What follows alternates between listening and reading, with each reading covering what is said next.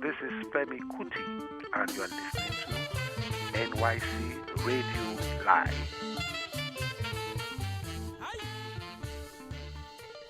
Hello, folks. How you doing?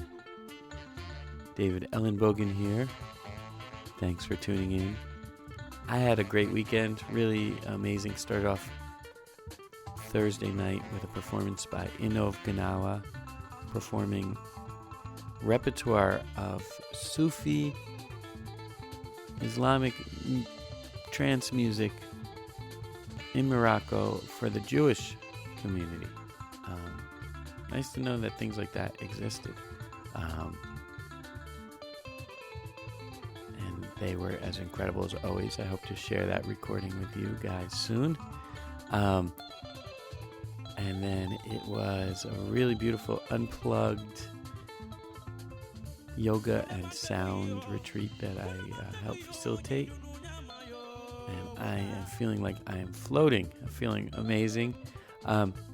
And also that week, the New York Times did a live stream interview with me and Alexandra Tanu about the Acoustic Mandala project. And that was cool. A lot of people listened in, and we quickly set up another date for another sound meditation at the Rubin Museum of Art, and that will be May 12th. So I hope to see you there.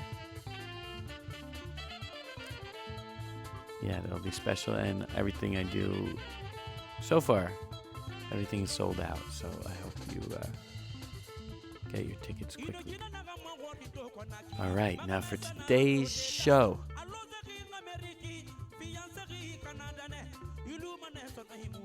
This is super cool.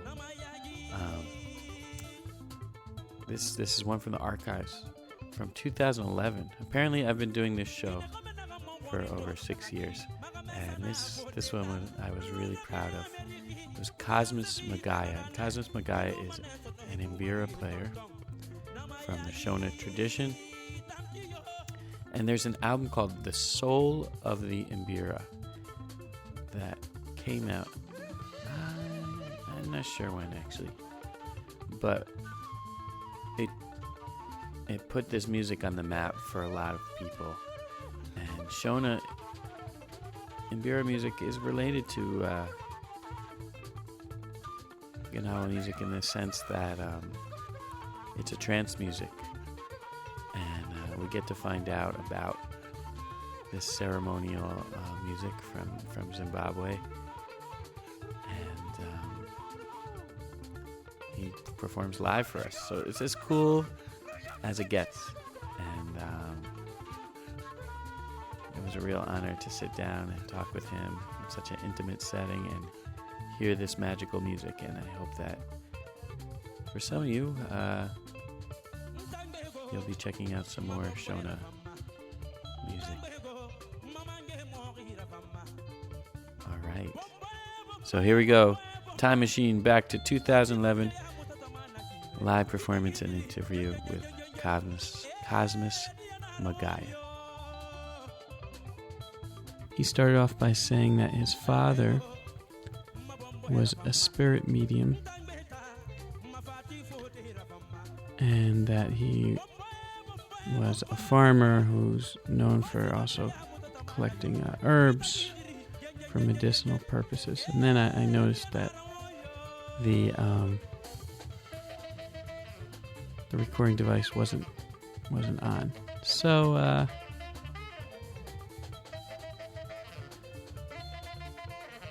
we'll pick it up from there, and peace.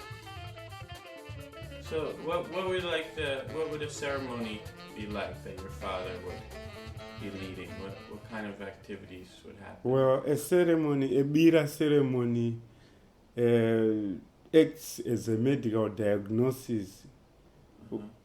Yeah, it acts as a medical diagnosis with spirit mediums acting as doctors. That's where, if there's something which went wrong, which needed to be remedied, at that ceremony, when the spirit comes, that's when it gives some advice. Like for instance, a good example is, let's say, when one dies in our culture, after a year, you have to conduct a ceremony to bring back the departed spirit so that it joins the spirit world. You have to do that ceremony. But sometimes people tend to not do that because maybe of poverty. They cannot afford to do that because you have to dedicate a cow when doing such an important ceremony.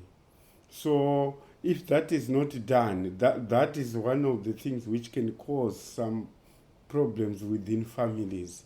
And then if they go and visit traditional healers, like my father, you would consult with the spirit and then be told to hold a ritual ceremony to to correct the wrongs. And so what were the types of things that you saw happen as a little child at these ceremonies? You would see people speaking in someone else's voice, that kind of thing? What would you see? Yes, I would see, I would be very, very much scared when one gets into a trance and then, get possessed. I was not used to that, so that would frighten me. I would, as a young kid, I would just want to leave my Mbira and go away. Then my elder cousin brother was also a Mbira player, senior to me. He would say, no, just stay, it's okay, you keep on playing. So yeah, I would be very much scared. That happened several times until I got used to that.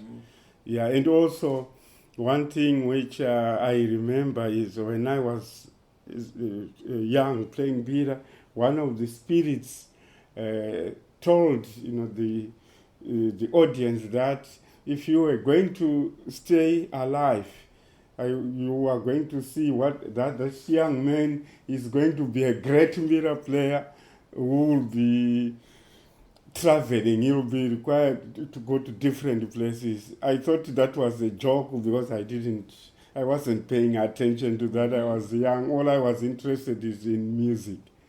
But I was surprised in life. I started being invited to go to Europe.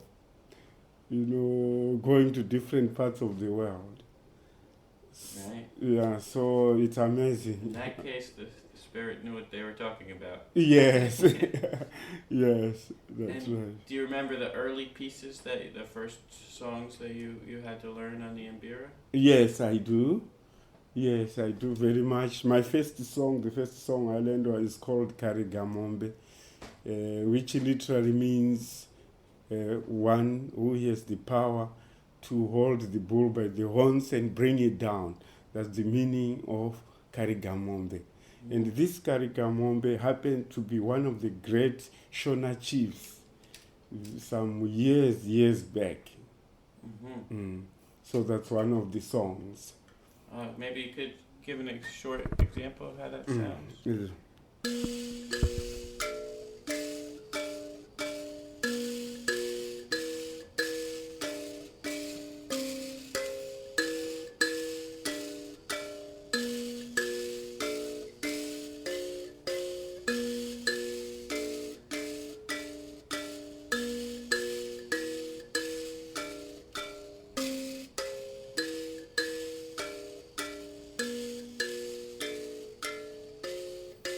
So this was the first song I learned. But because of my youthful age, my teacher, Ernest Chivanga, he did not want to teach me Mbira because he thought I would put his instrument out of tune.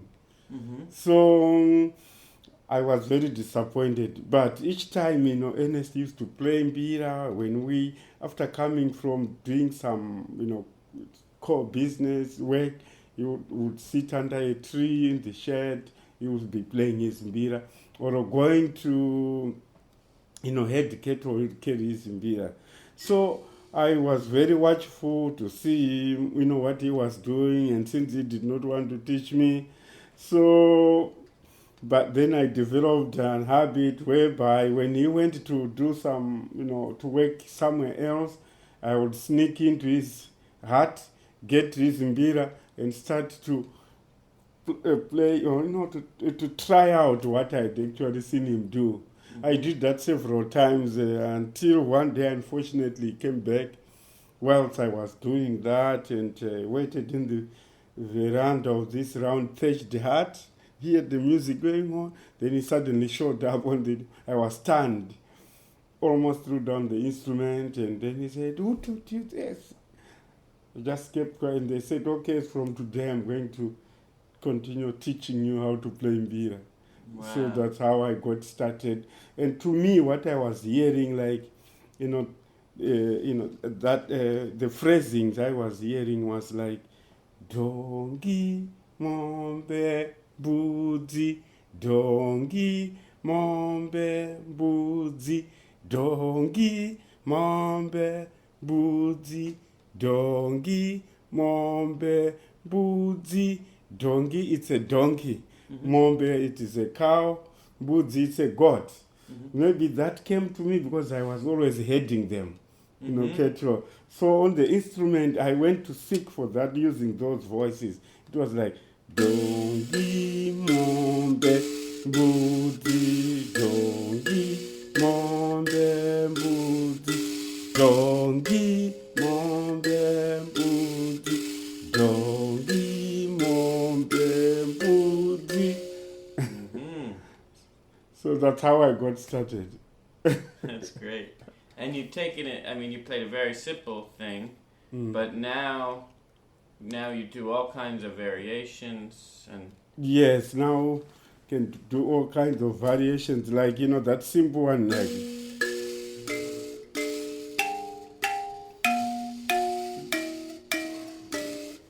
You develop it like...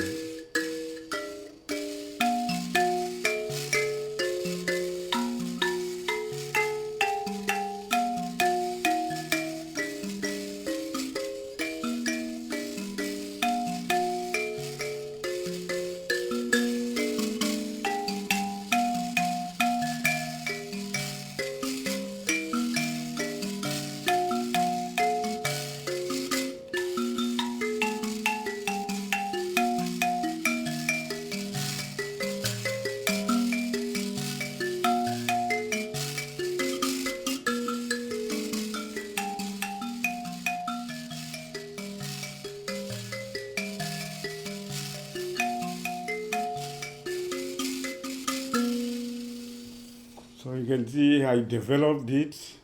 Right. I started doing lots of different things. That's why Mbira and Jersey are two different things, but they have one thing which is in common, which is improvisation. And your style, it changes over the years, right? Every time you pick it up, it's new and it's fresh? Usually, I play traditional songs on this Mbira instrument, because the music I play, he has got to bring the attention of the ancestral spirits. That's why the Mbira, this big Mbira, is a sacred instrument of the Shona people of Zimbabwe. Another name for Mbira is Nare. Nare refers to telephone. So if you play them well, they connect with, the bringing of the attention of the ancestral spirits. So it's very important. That's why we have to try to play the more traditional songs, so that is what works with the spirit. So although we have some new youth, some young people who play contemporary music and sometimes to line up with the Mbira, but that's different. My line, I play the traditional, Mbira music, so so that I can stay in touch with the spirit. What's the strangest or most surprising experience you've had through playing the Mbira? Surprises, well, through playing Mbira, I've played Mbira sometimes. People, when they are really very ill and things like that, I would be surprised. Somebody to feel better. Somebody will say, "Oh, I've just listened to the music. This music, I'm feeling better." I remember when I was at Duke University, when I was there for semester. I did some things with the hospital where I went in and played for those who were very sick. I remember as I was playing on the door, and this there was a lady first, and then there was a man. All of them, they were able to wake up, by themselves and looked and this and it surprised even those people who were attending to them. Mm-hmm. Yeah. So there's a lot of potential for healing through the music. Yes, there's a lot of healing music, for the people, those who are sick, and also when we are praying for rain, we play Mbira at rain-making ceremonies. We play Mbira when the chiefs are being crowned. We also play Mbira at weddings. And, we have some seasons, let's say when the winter is about to approach, winter season. We also have a ceremony we have to hold. Winter. That is done so that when winter comes, it doesn't end up causing death. People dying because of bad weather. Right. Yeah.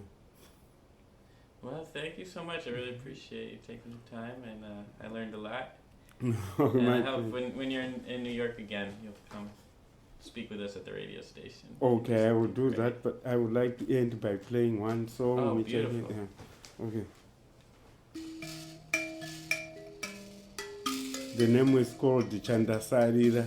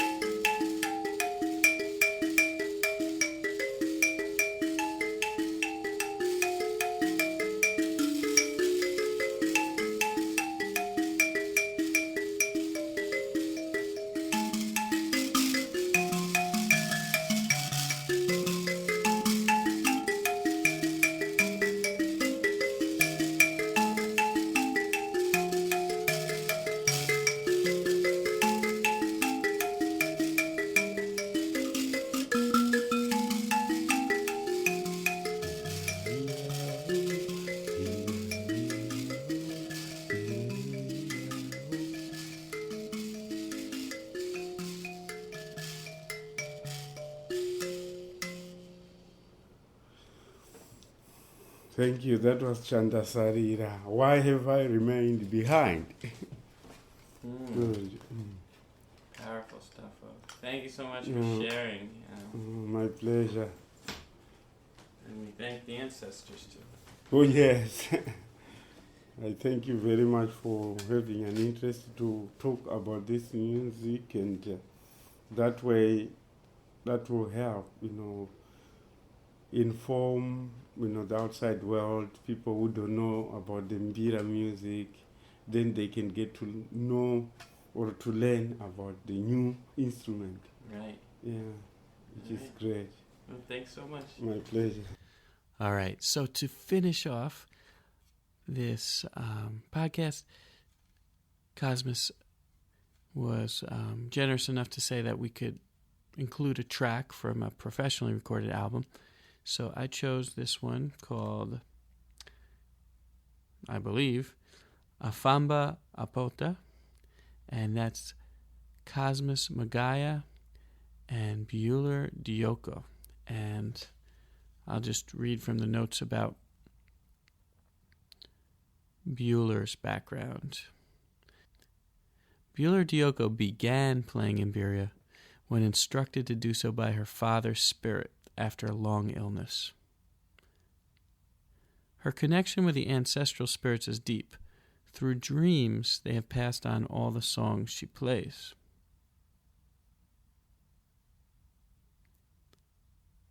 Because of Ambuya Beauler's powerful playing and singing, she's a well-respected musician, even though she's one of the few women Mbira players in Zimbabwe. Currently, she leads the group Mohui Yekwa Ambuya, Beauler Dyoko, and the Black Souls. All right, so we're going to hear the song Muka Tiende. Thanks so much for listening, and enjoy. Catch you next time.